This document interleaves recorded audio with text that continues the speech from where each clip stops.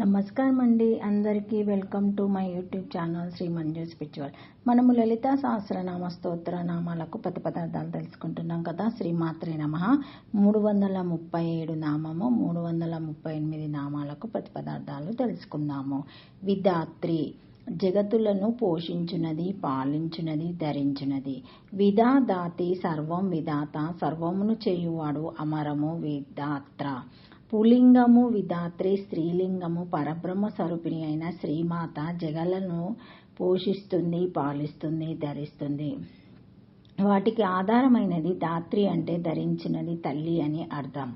విధాత బ్రహ్మ, అతని భార్య విధాత్రి.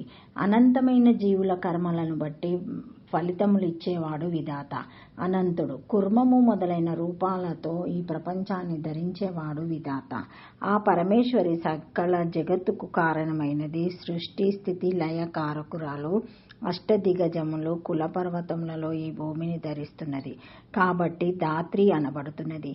విశేషంగా ధరించినది కాబట్టి విధాత్రి. అష్టదిగ్జాలు ఐరావతము, పుండరీకము, వామనము, కోముదము, అంజనము, పుష్పదంతము, సౌరభామము, సుప్రిత్రికము కులపర్వతాలు 7. అవి మహేంద్రో మలయ స్వహాయ శుక్తిమాన్ గంధమాదన వింధ్యా చ పర్యాత్ర చ నాప్లహతే కులపర్వత మహంత్రగిరి, మల్యాగిరి, సహాయగిరి, హిమావత్కరి, గంధమాదనగిరి, వింధ్యగిరి, పర్యాత్రగిరి. వీటిరన్నిటి రూపంలోనూ భూమిని ధరించి ఉన్నది కాబట్టి విధాత్రి అనబడుతుంది. పితామహస్య జగతో మాతా తాత పితామహ వేద్యం పవిత్ర మోచ్కార వృక్షో మాయుజైవచ. భగవద్గీతలోనిది. నేనే ఈ ప్రపంచానికి తండ్రిని, నేనే తల్లిని, జీవులకు కర్మఫలం ఇచ్చేవాడిని, నేనే బ్రహ్మను, అందరూ తెలుసుకొనదగిన వాడును, నేనే పవిత్రుడును, నేనే ఓంకారాన్ని, నేనే ఋక్సామ యజుర్వేదాలను, సర్వస్య దాతారం అచింత్వ రూపం, సమస్తలకు ఆధారం అచింతత్వ రూపం నేనే. దాతాహం విశ్వతో ముఖ, సర్వత్రా ముఖము గల ఈ విశ్వానికి దాతను నేనే. జీవులకు కర్మలకు తగిన ఫలాలను ఇచ్చే విధాతను నేనే. అనంతశేషు వరాహ కుర్మ అవతారలో ధాత్రిని ధరిస్తున్నాను. మొత్తం సృష్టి ప్రణాళిక యొక్క విధానాన్ని రూపొందించేది కాబట్టి అమ్మవారు విధాత్రి అనబడుతుంది. సంసార భారాన్ని గృహస్థు ఎలా మోస్తాడో అలాగే విశ్వం యొక్క భారాన్ని అమ్మవారు మోస్తుంది. ఇది మామూలు విషయం కాదు. ఎంతో సామర్థ్యం, నైపుణ్యం ఉంటేనే మోయగలిగే భారం అమ్మవారు. ఈ భారాన్ని చక్కగా విశిష్టమైన పద్ధతిలో మోయగలుగుతుంది కాబట్టి అమ్మవారికి విధాత్రి అనే నామం వచ్చింది. విశేషమైన రీతిలో విశ్వం యొక్క బరువు బాధ్యతలను మోయున్నది అని కూడా ఈ నామానికి అర్థము. ఓం విధాత్రే నమః. త్రక్షాకరి శ్రీమాత్రే నమః. వేద జనని. ప్రతిపదార్థం. వేదములకు తల్లి అయినది, వేదములకు ఉత్పత్తి స్థానమైనది.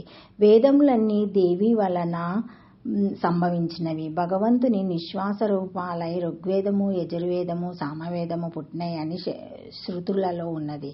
పరమేశ్వరి నాదబ్రహ్మమై నాదరూపిణి. నాదమే వర్ణమైనది, వర్ణమే వేదమైనది. మూలాధారంలో ఉన్న కుండలిని నుండి స్వరములు, అచ్చులు, వ్యంజనములు, హల్లులు పుడుతున్నాయి. సర్వములు 16, వ్యంజనములు 34, మొత్తం 50. ఈ 50 వర్ణాలు కుండలిని నుండి పరావాకుగా పుట్టి క్రమంగా పశ్చంతి మధ్యమ అవస్థలను పొంది చివరికి వైఖరి రూపంలో వాగ్రుమాన్ని పొందుతాయి. ఈ విధంగా శబ్ద ప్రపంచానికి మూలమైన కుండలినియే వేదజనని మాత. సకల వేద శాస్త్ర భాషలు వైఖరి రూప పరాశక్తి నుండియే పుడుతున్నాయి. పరా, పశ్చంతి, మధ్యమ, వైఖరి ఇవి వేద మాత నుండియే పుడుతున్నాయి. మంత్రములు, బ్రహ్మణములు, అరణ్యకములు, ఉపనిషత్తులతో కూడిన శబ్దరాశియే వేదములు. వేదములు 4: ఋక్, సామ, యజర్, అథర్ వేదములు. వేదానికి శృతి, అమ్నమయము, ఆగమము, సాధ్యయము మొదలైన పేర్లున్నాయి. వీటిని గురుముఖత, ఉదాత, అనుదాత స్వర్ణాలతో అభ్యసించాలి. ఈ 4 వేదాలను స్వరయుక్తంగా పఠించేటప్పుడు అవ్యక్తమైన ఒక పరాశక్తిని లేక వేదమాతను దర్శించినంత ఆనందమనే రసము హృదయంలో నిండి ఉంటుంది. వేదాలను వింటే పుణ్యం లభిస్తుంది. అంతేకాకుండా పూర్వజన్మకృత కర్మలతో పాటు ఇహజన్మ కర్మలు కూడా నశిస్తాయి. అమ్మవారి లక్షణాలను, లక్ష్యాలను, సృష్టి నిర్వహణ ప్రణాళికను, జీవన విధానాన్ని గురించి వివరించేవే వేదాలు. అటువంటి వేదాలకు ఉత్పత్తి స్థానం అమ్మవారు కాబట్టి అమ్మవారు వేద జనని. ఓం వేద జననాయ నమః.